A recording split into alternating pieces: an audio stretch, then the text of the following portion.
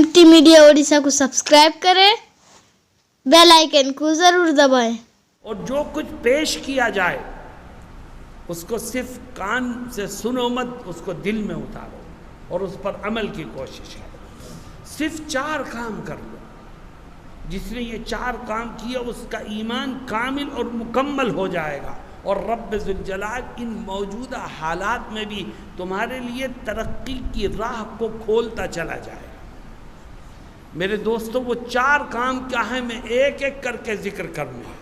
मेरी शर्त यह है कि ये तय करो कि हम सुन करके उन पर अमल करेंगे इंशाअल्लाह। सबसे पहला काम, और हर एक जो लोग बैठे हैं अपने गिरेबान में झांक के देखें कि इस पर अमल करते हैं कि नहीं। सबसे पहला काम ये है कि आज से हम में से हर एक ये तय कर ले कि ज़िंदगी के आखिरी सांस तक इंशाअल्लाह रोज़ाना कुरान करीम की तिलावत करेंगे और उस पर अमल की कोशिश करेंगे। इतना बड़ा मजमा है मुसलमानों, अगर मैं आपसे पूछूं कि रोज़ाना कुरान पढ़ते हो तो मैं ये समझता हूँ 95% लोग वो होंगे जिनको दुकान पर बैठने का मौका मिलता है, ज़मीन पर जाने का मौका मिलता है, कारोबार करने का मौका मिलता है, लेकिन रोज़ाना मौका नहीं मिलता तो कुरान करीम को पढ़ने का मौका नहीं मिलता।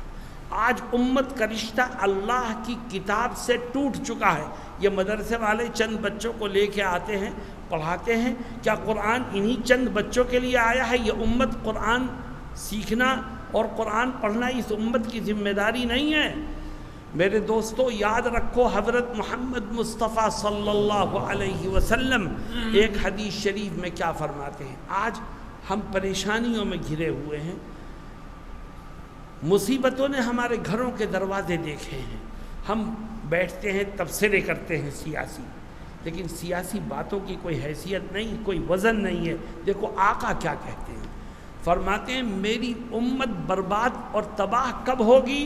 फरमाते हैं कुरान अल्लाह की किताब है, जब मेरी उम्मत का रिश्ता किताबुल्लाह से टूटेगा तो बर्बादी और तबाही के सिवा उसको कुछ नहीं मिलेगा। और जब तक मेरी उम्मत का रिश्ता कुरान से मजबूती से जुड़ा रहेगा, अल्लाह उम्मत को तरक्की, इज़्ज़त और आफ़ियत की ज़िंदगी अता फरमाता रहेगा। आज उम्मत का रिश्ता कुरान करीम से टूट चुका है।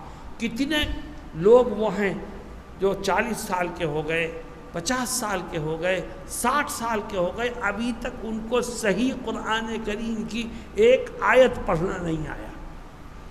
जिस खुदा का तू दिया खाता है, जिसका दिया पहनता है, जिसके दिए हुए पानी से अपनी प्यास बुझाता है, कुरान उसी खुदा का कलाम है। तेरे दिल में खुदा की मोहब्बत होगी तो कुरान की भी मोहब्बत होगी, और तेरे दिल में खुदा की मोहब्बत नहीं है तो कुरान से भी तेरा कोई ताल्लुक़ नहीं होगा। मेरे दोस्तों, रमज़ानुल मुबारक आने वाला है, जिसको कुरान का महीना कहा जाता है। हम में से बहुत से लोग वो हैं जो शर्मा हुजूरी में लोगों को दिखाने के लिए कुरान करीम में कुछ रमज़ानुल मुबारक में कुछ ना कुछ कुरान करीम की तिलावत कर लेते हैं, और रमज़ान गया कुरान को उठा करके ऊपर अलमारी के सबसे ऊपर वाले हिस्से में रख दिया। पूरे साल गर्द की तहें जमी रहती हैं, कुरान पढ़ने और उठाने की तौफीक नहीं होती। दोस्तों और साथियों, नबी करीम सल्लल्लाहु अलैहि वसल्लम फरमाते हैं कुरान पढ़ा करो। तुम जब कब्र में पहुँचोगे, मैदान महशर में पहुँचोगे, तो कुरान से बड़ा सिफारशी तुम्हें कोई नहीं मिलेगा। हत्ता कि एक रिवायत में आप फरमाते हैं कि न नबी और न रसूल, कुरान जो सिफारिश करेगा वो नबी और रसूल की सिफारिश से भी बढ़ के हो। जितने लोग बैठे हैं अपनी गिरेबान में झांके, कुरान पढ़ते हो रोज़ की नहीं पढ़ते? मेरे दोस्तों, आज से तय करो कि इंशाअल्लाह हम अपना रिश्ता, अपना ताल्लुक़, अपना कांटेक्ट अल्लाह की इस किताब से मजबूत करेंगे और रोज़ कुरान करीम पढ़। एक पारा नहीं पढ़ सकते, आधा पारा पढ़ लो।